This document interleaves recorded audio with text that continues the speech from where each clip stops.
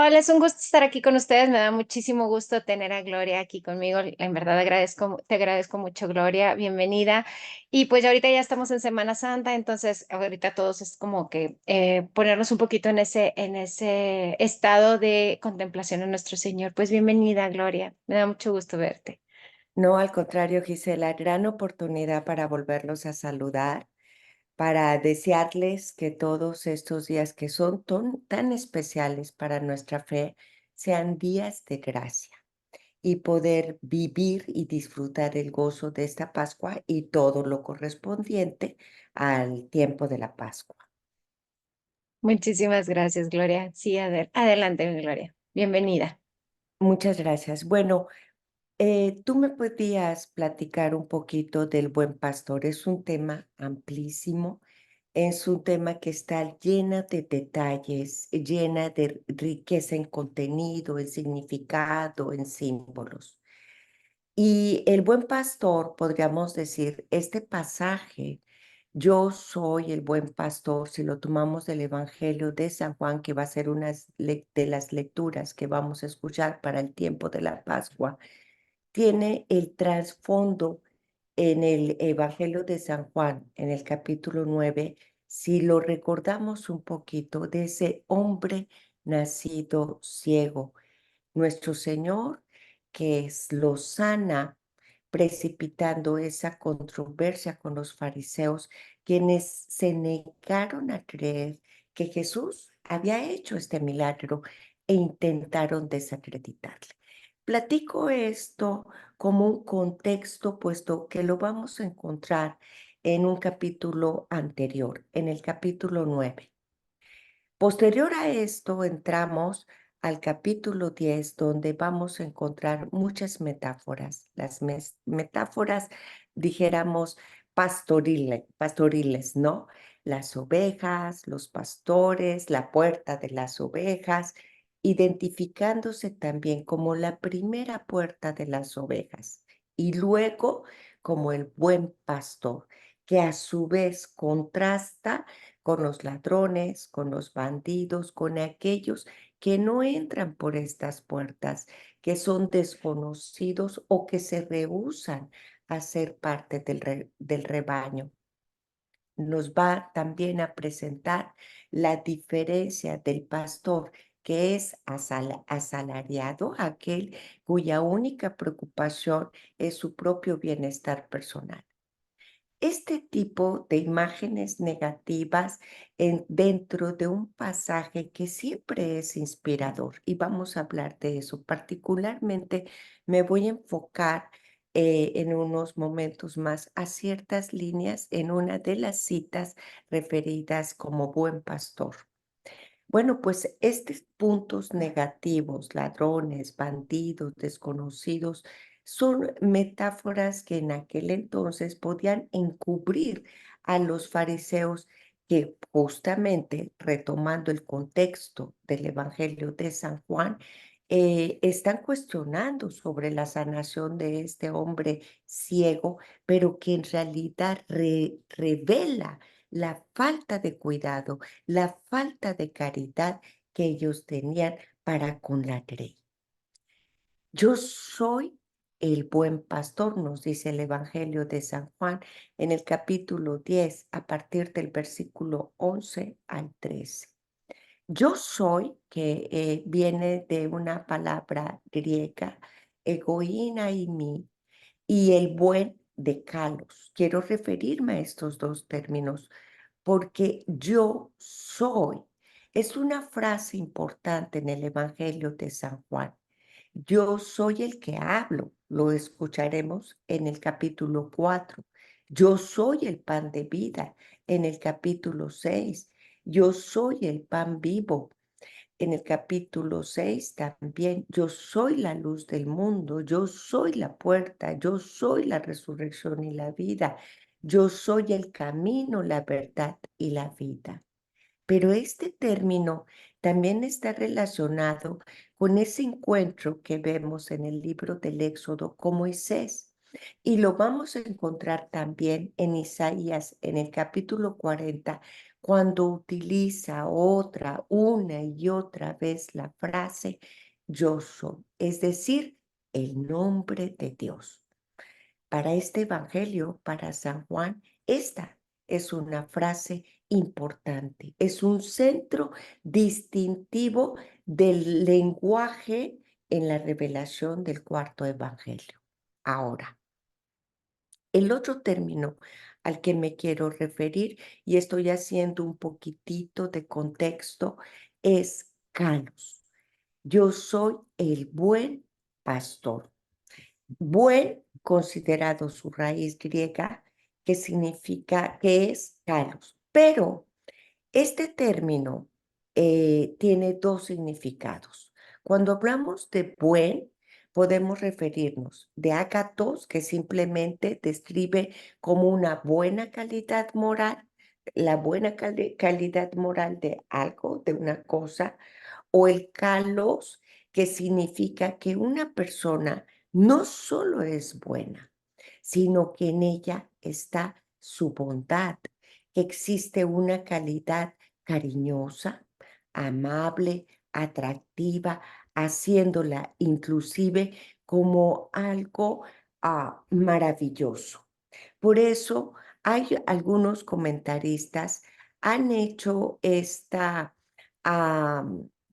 similitud entre el buen pastor y el buen médico, porque no se trata simplemente de tener a alguien que a lo mejor profesionalmente cumple con su misión o con su meta de traer, si hablamos del médico, la buena salud al enfermo, sino generalmente cuando nosotros nos referimos a ese buen médico que nos atendió, estamos implicando en él su buen trato, su amabilidad, su atención, quizás su cariño. Y esto es lo que quiere significar el evangelista, esta parte bella que además está implícita en ese rol del buen pastor. El buen pastor da la vida por sus ovejas. Bueno, en este sentido, generalmente, el pastor puede, no es lo mismo, arriesgar su vida en el cuidado de sus ovejas. Mucho ojo con esto, porque aun cuando hablamos de un pastor que arriesga su vida, en este sentido, él sigue pensando que va a vivir. El valle en el que ellos están, hay muchos peligros. La noche, los ladrones, los animales feroces y quizás algunos de ellos pueden en el cuidado de las ovejas perder la vida, perderse durante la noche, caer en las garras de los animales feroces o inclusive de aquellos bandidos. Pero él sigue pensando que va a lograr rescatar a su ovejita y que va a vivir. Pero este pastor al que nos estamos refiriendo en este momento es aquel pastor que conscientemente no espera vivir, va a morir, entrega su vida por sus ovejas. Esa es la intención real. Muere por esas ovejas indefensas. Entonces, no es solo un pastor vivo, es aquel que da la vida por sus ovejas. Ahora, es muy importante para nosotros considerar, tener presentes que para nosotros no es solo la entrega heroica, la entrega generosa de este pastor, sino este punto importante que hace la diferencia en nuestra fe católica. Estamos hablando de la resurrección, la victoria sobre la muerte, la resurrección que reunirá de nuevo a los discípulos y que al final, además, es importante notar que en su partida no los deja solos ni desconsolados, les deja a este consolador, el Espíritu Santo que les acompaña, para volver a llevarlos con él. Entonces, este no es un pastor muerto ni es un pastor olvidado.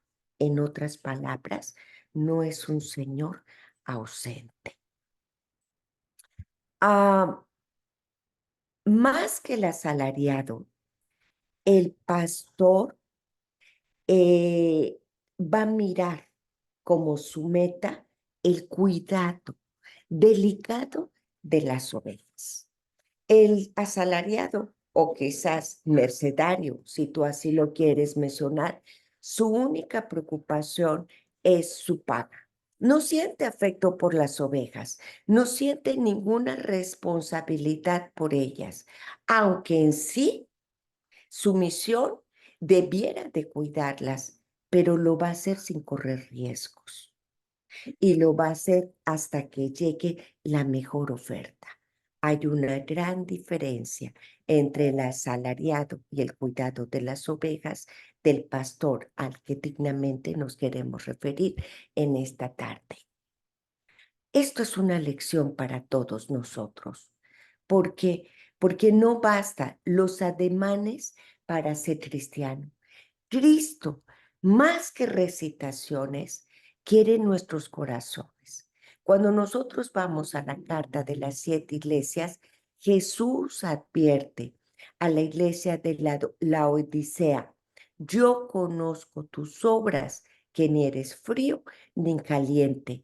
Ojalá fueses frío o caliente, mas porque eres tibio y no frío ni caliente, te vomitaré de mi boca, nos dice en Apocalipsis capítulo 3, versículo 15 al 16.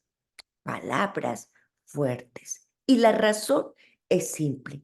Cristo nos llama de una manera grande o pequeña a proclamar esas buenas nuevas de la salvación con todos los medios que tenemos disponibles para el cuidado, la protección y la atención de las ovejas de su rebaño. Jesús toma esta metáfora también con la diferencia del mal pastor, si leemos y nos vamos un poquito a Ezequiel capítulo 34, cuando se refiere a los pastores de Israel, que se va dedicado a los líderes religiosos. Y dice así: ay de los pastores de Israel que se apacientan a sí mismos. ¿No apacientan los pastores a los rebaños? Coméis la leche y os vertís de la lana, la gruesa degolláis y no apacentáis a las ovejas. En el capítulo 34, del versículo 2 al 3. Tenemos que reconocer, hay buenos pastores, hay malos pastores, pero queremos hablar del bueno, de aquel que nos dice: yo conozco a mis ovejas y ellas me conocen a mí. Un hombre eh, conoce en un matrimonio a su esposa porque ha tenido una relación íntima con ella. Un pastor tiene una relación muy cercana con sus ovejas. Jesús, nuestro pastor, nos conoce, porque Él fue hecho carne y habitó entre nosotros, dice el Evangelio de San Juan en el capítulo 1, en el versículo 14. Jesús conoce a los suyos porque ha vivido con nosotros, entre nosotros, en nuestra piel, pero también porque ha experimentado nuestras alegrías y nuestras tristezas. Jesús nos dice que conoce a los suyos como Él conoce al Padre y el Padre le conoce a Él. Esta unión de Padre e Hijo que nuestro Señor también recuerda en el Evangelio de San Juan, si nos vamos al capítulo 17, en esta famosísima, en esta importantísima oración que hace a su Padre, la oración del pueblo santo, habla de esa unidad, que sean uno como tú y yo somos uno. Esto es importante porque dentro de todas las características que tiene este cuarto evangelio, la unidad, la intimidad, la cercanía del Padre al Hijo es un tema vital y por tanto también del Hijo a cada uno de nosotros. Jesús les decía a los líderes judíos: yo y el Padre somos una sola cosa. Bueno, en este sentido y con esta verdad puesta en los labios de nuestro Señor para la iglesia, también encontramos como consecuencia: pongo mi vida, doy mi vida por mis ovejas. La segunda parte del versículo 15 nos recuerda que sus ovejas son lo más importante para él, la razón de su existencia. Por algo se hizo uno entre nosotros y lo vuelve a enfatizar en el versículo 17. Bueno, nosotros podríamos hablar de redil, podríamos hablar de corral, podríamos hablar también, pero en, de rebaño, pero en concreto nos habla de ese lugar que le pertenece a él, de esa comunidad y de esa cercanía que le pertenece a él. Hay un rebaño y hay un pastor. Dentro de este tema, tomando todo esto como una información general en el término de buen pastor, la imagen del pastor es una de las imágenes muy importantes que encontramos en las Sagradas Escrituras. Encontramos muchos versículos relacionados con esta imagen y podemos ir desde el libro de Génesis. Esta idea de la imagen del pastor empieza desde el libro de Génesis, donde Jacob llamó al Señor el pastor, la roca de Israel. Génesis en el capítulo 49. Lo tenemos también en el Salmo 28, que nos dice: guarde a tu gente y bendiga tu herencia, cese para exaltarlos para siempre, donde habla de Dios como el pastor del pueblo que viene a bendecirlos y a cuidarlos para siempre. ¿Qué les parece Isaías en el capítulo 40, en el versículo 11? Como pastor alimentará su rebaño, entre sus brazos recogerá las opacas y las llevará a su regazo, los que amamantan, y que guiará suavemente. Aquí nos habla de un Dios, un pastor tierno y amoroso que cuida a su rebaño. Justamente el Evangelio de San Juan, en el capítulo 10, en el versículo 11. Yo soy el buen pastor. ¿Y qué me dices del libro de Hebreos, en el capítulo 13, en el versículo 20 al 21? Ahora el Dios de la paz, quien a través de la sangre del pacto eterno ha traído de los muertos a nuestro Señor Jesucristo, el gran pastor de las ovejas, para perfeccionarlo en todo trabajo y hacer su voluntad. O Apocalipsis, o el Salmo 89, el pastor de Israel, o Eclesiastés, que habla como los aguijones dados del pastor. En fin, el término de pastor es muy significativo tanto para el Antiguo como para el Nuevo Testamento. Pero esta tarde, con esta información en un sentido general y dados los tiempos, en la iconografía religiosa, cuando recordamos las imágenes del pastor de todos los tiempos, que así como la cita, la imagen del pastor dentro de la iconografía religiosa es una de las más antiguas que existe. Todas nos van a inspirar esa ternura, esa esperanza, esa paz, esa protección que significa el pastor, en el rol, en la imagen del pastor. Pero hay un escritor que dice que para poder ver a nuestro Señor, contemplarlo, experimentarlo como el buen pastor, tendríamos entonces que reconocernos como las ovejas del rebaño. Y pensando en esto, y precisamente por una experiencia personal que tuve, que quizás la comente, he decidido, si tú me lo permites, contemplar un poquito este rol, no solo del Evangelio de San Juan, sino llevarlo a uno de los salmos más recitados que tenemos y que estoy segura tú conoces, el Salmo 23. El Señor es mi pastor. Este salmo que pues yo creo que en más de una ocasión tú y yo hemos recitado y seguramente no nada más en los momentos difíciles, sino muchos de nosotros quizás lo hemos recitado como parte de nuestras oraciones de cada día.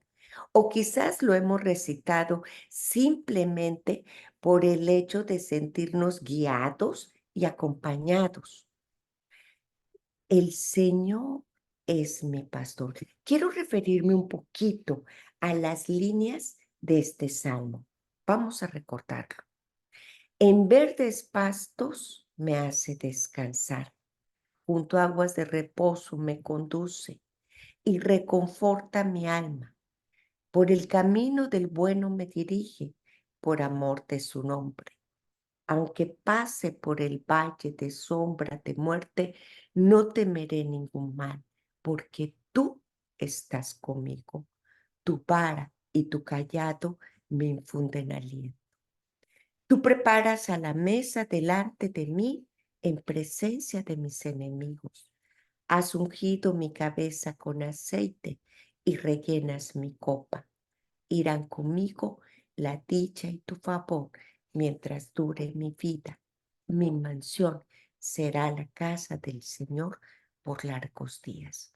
He querido traer este salmo porque todo lo dicho en el Evangelio de San Juan, a mí en lo particular me parece que está ahí. Nos describe de una manera maravillosa. Es una imagen descriptiva, no solo narrativa, del pastor que quiere dirigirse a ti. Quiero ver al Señor como el pastor que me protege, que me guía, que me cuida, que me... Sí, pero he de recordar que yo soy la oveja. Yo no sé si me considero la oveja perdida, la oveja a la orilla del rebaño, la oveja que le está buscando, la oveja entre sus piernas, la oveja en su regazo, o quizás me ubique mejor, me posicione en la oveja que está sobre sus hombros. Pero lo cierto es que para reconocer que Él es mi pastor, tengo que reconocer primero a mí misma como la oveja. David, este salmo de David, sabía que necesitaba un pastor. Y el corazón de este salmo se conecta no con el autosuficiente, el fuerte, el independiente, el valiente, sino por aquellos que realmente sienten la necesidad de un pastor. Recordemos el Evangelio de San Mateo en las bienaventuranzas. Aquellos bienaventurados, pobres de espíritu, que Jesús nuestro Señor describió en aquel monte, en el sermón del monte. Ellos encontraron un consuelo. Encontraron el consuelo en el encuentro del Dios pastor de una manera personal que vino a darles ese confort que necesitaban. En estas líneas, cuando las leemos con lentitud, encontramos la confianza, la provisión, el paisaje, el confrontamiento, sí, la lucha, el valle, la sombra, la muerte, pero también la vara, el callado, la mesa, encontramos ese aceite, esa copa, la misericordia y el reposo final. Dos elementos que comprenden lo que quizás tú esperas de nuestro Señor y lo que el Señor significa, no para ti, lo que tú significas también para Él. La idea de Jesús como el buen pastor era preciosa para los primeros cristianos y uno de los temas, como bien dije hace un momento, más comunes, inclusive en las pinturas de las catacumbas. Jesús como el pastor, con aquel cordero que lleva en sus hombros. Repasemos algunas de las líneas del Salmo, si te parece. El Señor es mi pastor. No hay palabra más dulce. Y está desde la primera línea de este salmo, en esta oración, que este monosílabo. Mi, mío. No dice el Señor es el pastor del mundo, el pastor de multitudes, el pastor de todo rebaño. Dices, mi pastor. Él es un pastor para mí, para mi cuidado, para mi protección, el que me va a preservar. De entrada, imagina estas líneas. Cuando tú las dictas, seguramente las has recitado, pero no sé si te has detenido en ellas. Cerrar los ojos con estas imágenes tan hermosas y decir, tú eres mío. Eres mi pastor, eres para mí. Qué inicio más tierno al inicio de todos estos versos. Y enseguida, ¿qué te parece? Nada me faltará. Es mío, es mi pastor para cuidarme. Nada me faltará.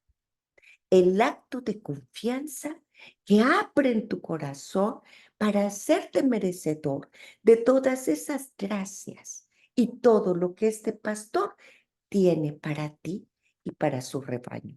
Pero lo estamos haciendo a nivel personal.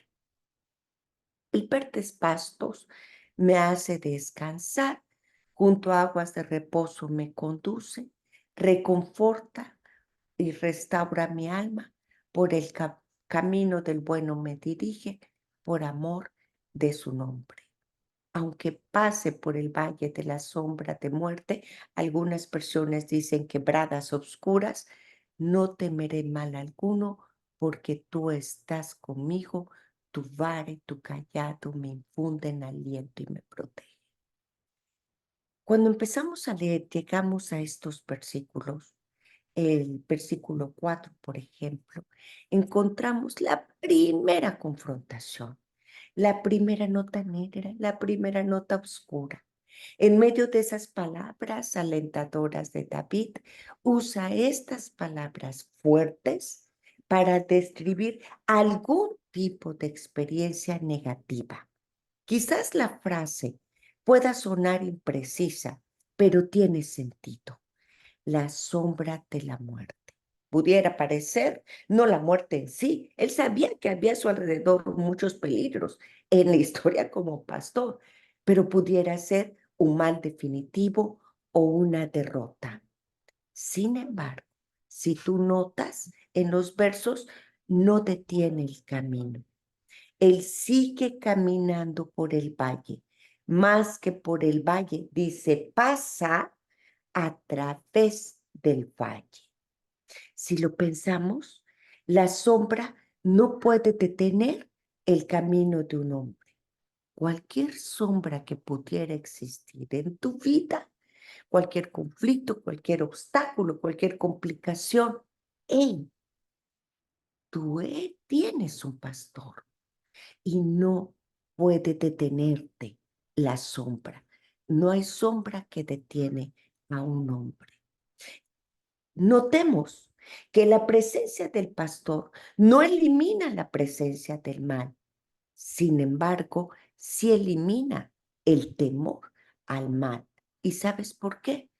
Porque tú estarás conmigo. Tu vara viene, podemos encontrarla como una palabra en hebrea. Me parece que la pronunciación es shahabet, que significa callado.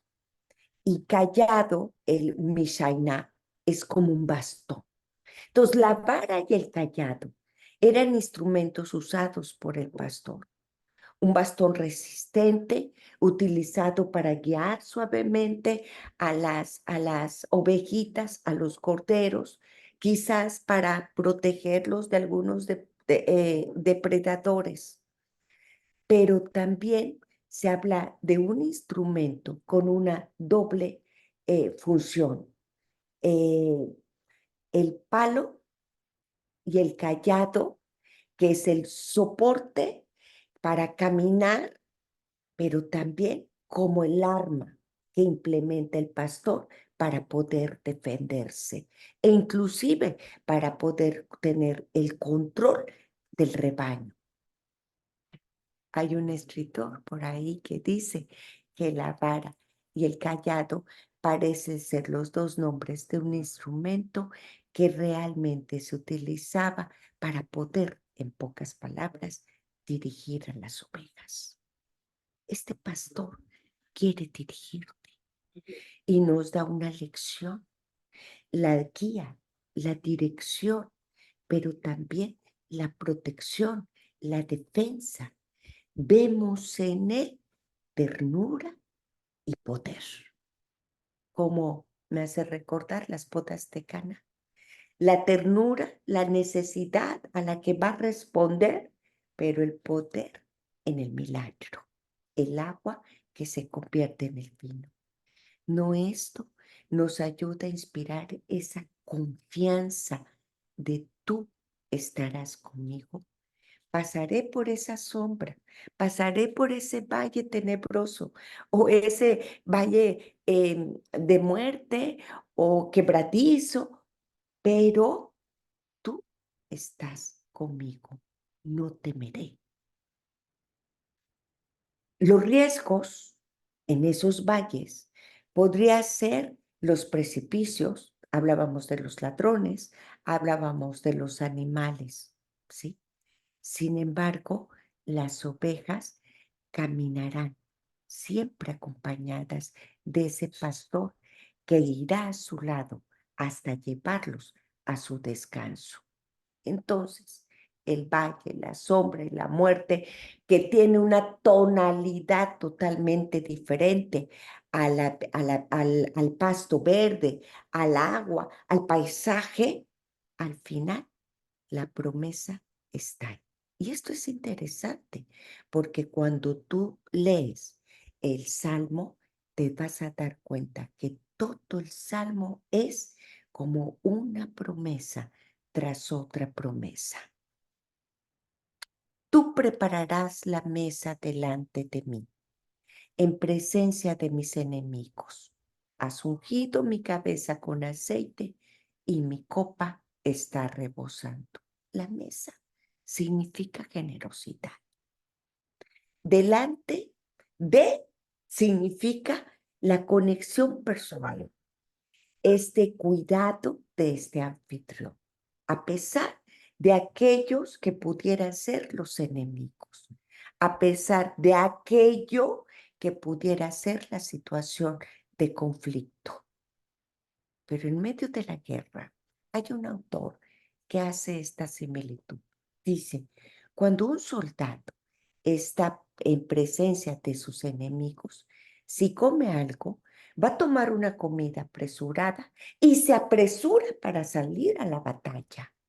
Pero cuando leemos las líneas de este salmo, dice, preparas la mesa. Pareciese que se toma el tiempo, que nada lo apresura, que no hay confusión, que no hay disturbios, que no hay enemigo a la puerta, que no hay batalla. Dios prepara una mesa para que el cristiano, para que la oveja, para que el cordero, para que tú que me escuchas se sienta y coma con toda paz, en una perfecta paz. ¿Por qué? Porque el pastor está a su lado. El bien y la misericordia seguirá todos los días de mi vida. Algunas versiones de las Biblias dice, irá conmigo la dicha y tu favor. En la casa del Señor moraré por largos días. Mientras dure mi vida, mi mansión será la casa del Señor por largos días. Estoy usando, suena como repetitivo, pero es que hay diferentes versiones, traducciones, perdón, del Salmo. El toque final, la unción, ese recorrido simbólico de travesía por un valle terrenal para que luego venga la copa, el máximo gozo y la expectativa de esa realidad. Con este verbo rebosando, que nos habla de la generosidad, de la sobreabundancia en la unción, de la fidelidad en esta acción continuada de la copa que está llenándose continuamente hasta satisfacer el recipiente. La copa tiene un significado, una connotación espiritual. No es simplemente el recipiente de un líquido cualquiera, de un objeto real. Es una representación figurativa del protagonista de este salmo. Toma y beba. ¿Recuerdas? Bueno, en efecto, es también la representación simbólica de esa gracia divina, de esa gracia que puede llenar tu ser si tú te conviertes en el recipiente abierto y dispuesto a recibirlo. El salmista contemplará esa entrada a la casa del Padre. Ya no hay angustia, ya no hay inquietud, ya no hay desesperación. Han desaparecido esas brumas del camino y los peligros del valle. Este contexto, gramaticalmente hablando, que resalta en un sentimiento de seguridad. Ciertamente, el bien y la misericordia. Dice, me seguirán todos los días y moraré en la casa para siempre. O sea, la presencia de Dios. El punto culminante. Estos últimos versos, por supuesto, que dan el toque final. Si nosotros seguimos en ese peregrinaje, llegamos no solo a los delicados pastos, pasamos no solo por los momentos angustiantes, sino estos quedan atrás. Y no hay que mirar atrás, porque al final el amor resplandece en su plenitud. Y en esa casa de Yahvé morarás por largos días. Así se cierra todo el plano terrenal para morar en ese plano eterno que es junto al Señor. Si tú lees estas últimas líneas, sí, no te equivocas. Son bendiciones para ti. El bien y la misericordia que me seguirán en todos los días de mi vida. El peregrinaje en la tierra que simboliza ese valle.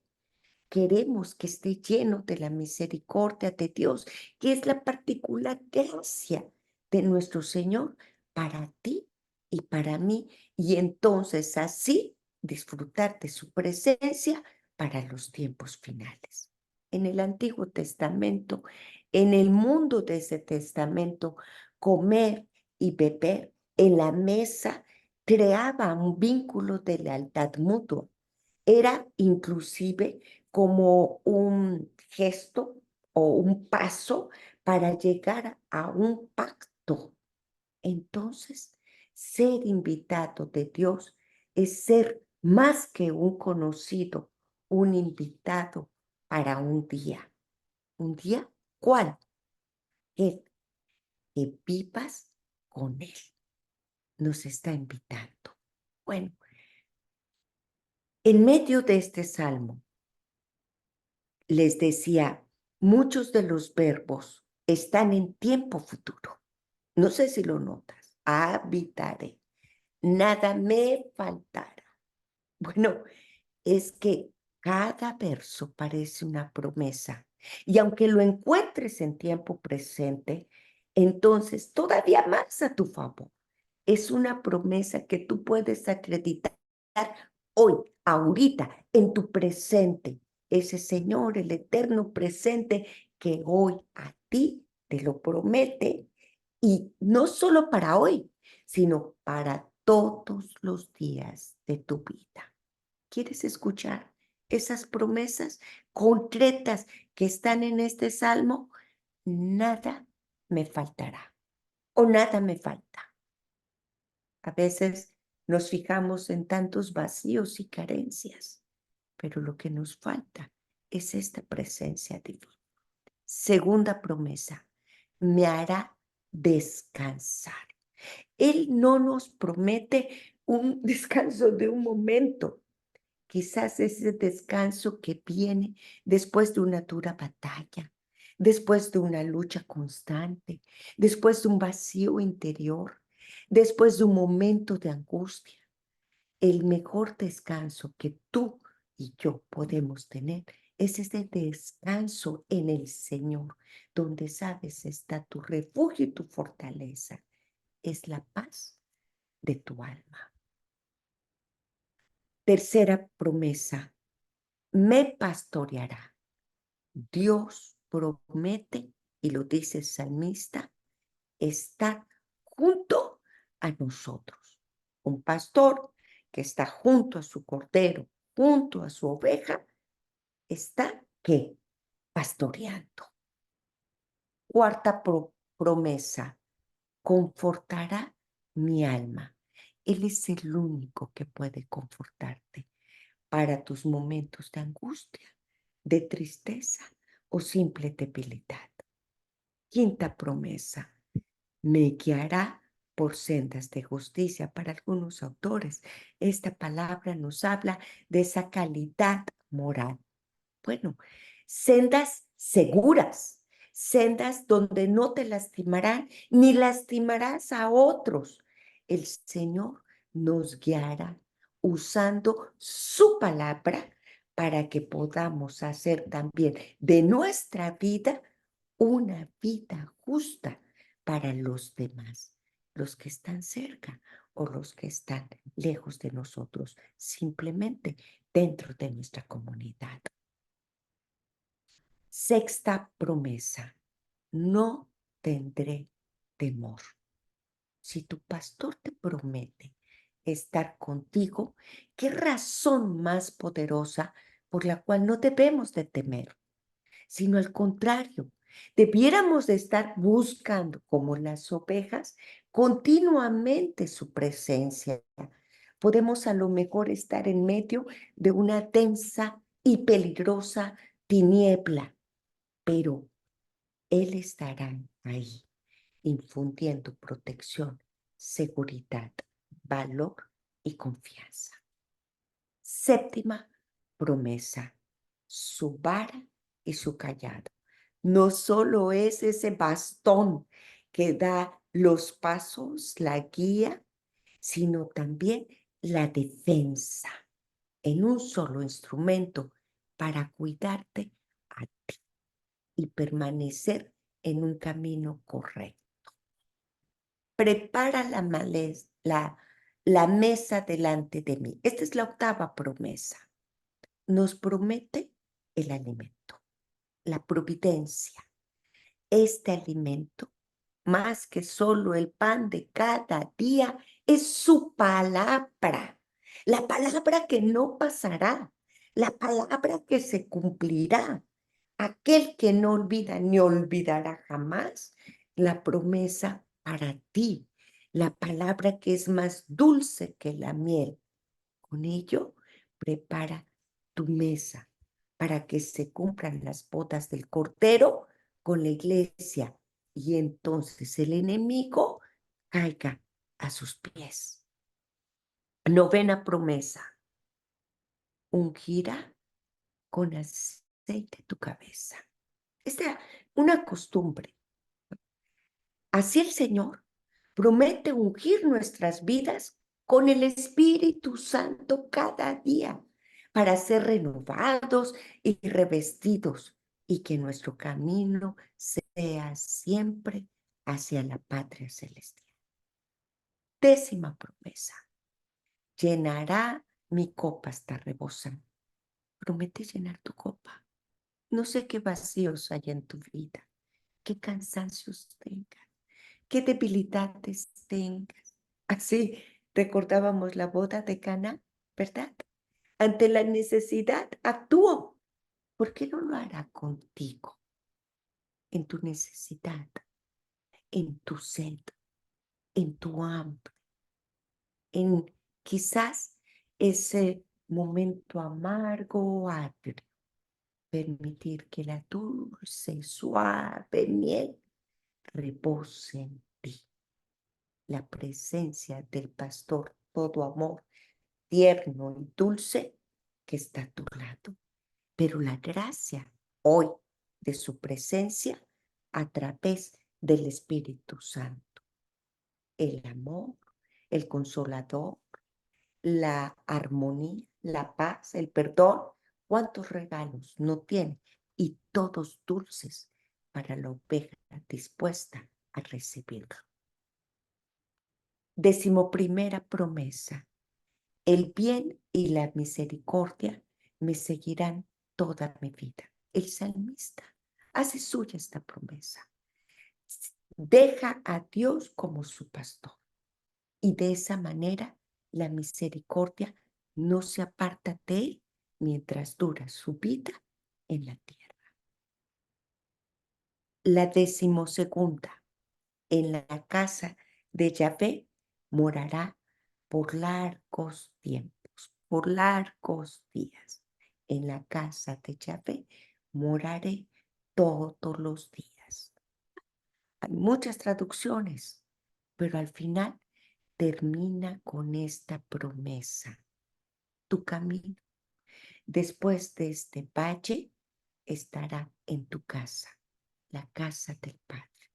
Dicta esta oración que tú conoces muy bien, dirigida hacia nuestra Madre. Nos dice, este valle de lágrimas, a ti clamamos en este valle de lágrimas. ¿Y quién dice que este valle es únicamente ese pasto verde con ese lago que está esperando para saciar nuestra sed? No lo es, no lo es, pero de la mano de tu pastor encontrarás el verdadero pasto verde, el verdadero césped, el verdadero sitio de descanso donde podrás morar todo hasta el fin de los tiempos.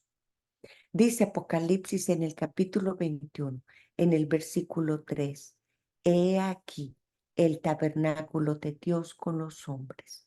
Él morará con ellos y ellos serán su pueblo y Dios mismo estará con ellos. Este salmo, querido auditorio, es una relación entre tú y él. Es un él y tú. Que nada se interponga entre el pastor y la oveja para seguir manteniendo esa cercanía y esa intimidad que te permita ser acreedor de estas promesas divinas. Sí, es una de las oraciones que más frecuentemente hacemos. Es uno de los salmos que más recitamos. Es una de las imágenes que más nos inspiran. Pero hoy te invito en este tiempo tan especial, no solo que contemples al pastor, sino que pienses y reflexiones cómo te sientes o te sentirías tú reconociéndote como la oveja que está entre sus brazos. Bueno, hablando de la imagen, voy a presentar una imagen y cierro con una experiencia personal precisamente que me llamó mucho la atención cuando me pidieron este tema porque para mí me implica el recuerdo de algo personal. Esta imagen que está al frente justamente es del siglo XVII. Es una imagen sobre papel. Es Jesús que está representado como el buen pastor. Si ustedes ven la imagen, hay una oveja en su regazo. Quizás la alcancen a percibir muy bien. Si no, ahorita la trato yo de mostrar, ¿no? Está en el centro de la composición. Está rodeado por una cerca con ovejas dentro. Miren, las ovejas dentro.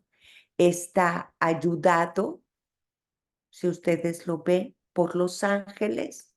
Aquí quizás logren ver, no sé si se ve, que yo señalo, están las ovejas dentro, fuera, ayudado por dos ángeles. Por encima de su cabeza, dentro de la cerca, al fondo, se ve una fuente. En esta imagen representa la fuente de vida. Escritos por toda la superficie, en la parte de arriba, quizás no se nota ya, están estampas de versículos del Nuevo Testamento relativos justamente a esta escena que está representada. Se ven los animales a los alrededores y se ven también, miren atrás, aquí atrás, depredadores, lobo, el león, que atacan a los corderos. A la derecha, la figura del pecado que está encarnado en una mujer, si ustedes lo logran visualizar. Yo tengo un poquito en chiquito aquí la imagen, ¿no? Aquí apenas está en pequeña, en una mujer con un torso desnudo. Aquí a la derecha también está la vida y por encima la muerte. Aquí están los depredadores, a su derecha, en la parte superior, los ángeles. El pastor, la divinidad, por encima de su cabeza, la oveja entre sus piernas, la ayuda de los ángeles y los valles. Cuando se habla de redil o de rebaño, da la impresión de algo cerrado. Por eso en esta imagen se ve esta como pequeña cerca. Una historia, perdón, una imagen del siglo XVI, séptimo, XVII, como esta. Ustedes van a encontrar muchísimas representaciones en la iconografía religiosa de la imagen del buen pastor. Bueno, cierro mi participación con esto. Cuando yo hago la invitación de tener la experiencia de oveja, es, como decíamos, meditar, contemplar. Cuando leemos el Evangelio de San Juan, tratar de tener una, una contemplación de la descripción de ese pasaje. Y es bellísimo.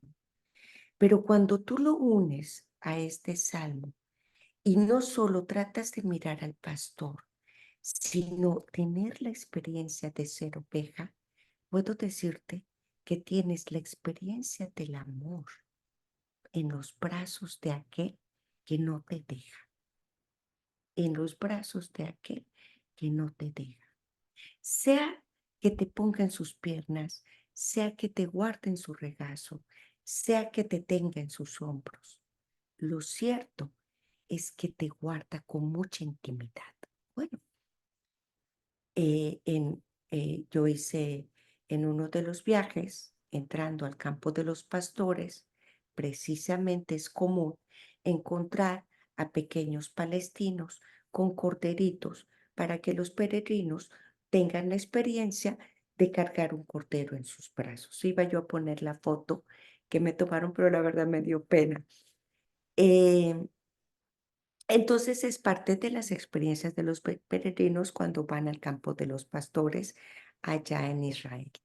Entonces yo llevaba unos peregrinos, ya sé que están los niños cerca y yo estaba observando. Dentro de mí había estado reflexionando en estos pasajes justamente. Y cuando yo veía al niño, pero yo observaba ese corderito tan pequeñito, toda ternura y toda dulzura, a una distancia, movía mi corazón. Y decía, yo tengo ganas de abrazarlo, pero a la vez no quiero abrazarlo. Y me decían, anda, ve, no, no, no quiero abrazarlo. Solo contemplar la ternura de ese animalito ya movía mi corazón. Y en brazos de un niño, pues te mueve más el corazón. Bueno, entramos con los peregrinos, hicimos la visita al campo a los pastores, luego tenía que regresarlos, a subirlos otra vez al camión para continuar nuestro día, nuestra agenda. Y de pronto llega este mismo niño, viene directo a mí, me toma de sorpresa, volteo y al voltear me pone el cordero entre mis brazos. Sorpresivamente me quedo con el cordero, así como se los estoy platicando a ustedes, en mis brazos y en mi regazo. Siempre he dicho que una visita a Israel, quienes han tenido la oportunidad, no importa las veces que vayas, es una experiencia y un encuentro con nuestro Señor de una manera diferente, como puede ser en un retiro, como puede ser en una misión, porque esa fuente de vida siempre está esperándote para abrazarte. Ese momento para mí fue mi todo durante ese recorrido o el recorrido de ese año. Fue mi todo. Cuando me vi sorprendida con la ternura de ese cordero en mis brazos, no vino a mí la sensación de ser yo el pastor que cuida algo pequeño, sino la experiencia de sentirme yo en la protección como cordero tierno, débil y frágil en el regazo de su pastor. Me quebró totalmente y no me quedó, y hasta la fecha que lo recuerdo, dejar correr las lágrimas, porque la relación entre el pastor, de la imagen de nuestro Señor en el rol de pastor y la relación con el cordero, solo puede describirse con la palabra que a él siempre lo ha caracterizado, el amor. Que estos días de Pascua, que este es el día que tú leas esta cita, que la escuches en el Evangelio, pueda ayudar estas palabras a trasladarte en ese valle que más que tenebroso de la vida, del mundo, de lo que está pasando a nuestro alrededor, conflicto, guerra, economía, tantos problemas políticos, sociales, la familia, etcétera. Más que eso, pueda superarse sin temor, sabiéndote y reconociéndote como la oveja tierna que siempre irá acompañada de su pastor. El mal quizás no va a desaparecer, la sombra quizás te va a seguir, pero ¿qué puede hacer contigo si confías en alguien que te lleva en sus brazos? Muchísimas gracias y pues te invito para que tú recites ahora este salmo de una manera diferente, viendo las promesas en él y acompañado, Gisela, quizás con una de estas imágenes, contemplarlas al ir al Evangelio de San Juan, imaginarla, dice San Ignacio de Loyola, hacer la composición del lugar, ¿no? Quedarte ahí, contemplarte, sentirte y tener la experiencia. Y te aseguro que te darás cuenta que la lectura no es una simple lectura, es una experiencia de amor, misericordia y de vida. Muchísimas gracias, Gloria. Y yo creo que esto que dices, o sea, el como meternos en las imágenes es muy importante, más ahorita en Semana Santa, como meternos y sentirnos parte de, para que esta Semana Santa realmente podamos llegar con nuestro Señor para poder disfrutar la Pascua de nuestro Señor. la vida, que es estar al lado de nuestro gran pastor. Muchísimas gracias, Gloria, qué hermosa, en verdad. ¿No? ¿De qué? Muchas gracias a ti por la oportunidad también. Muchísimas gracias. Gracias a todos. Que pasen buen día. Feliz Semana Santa. Bye.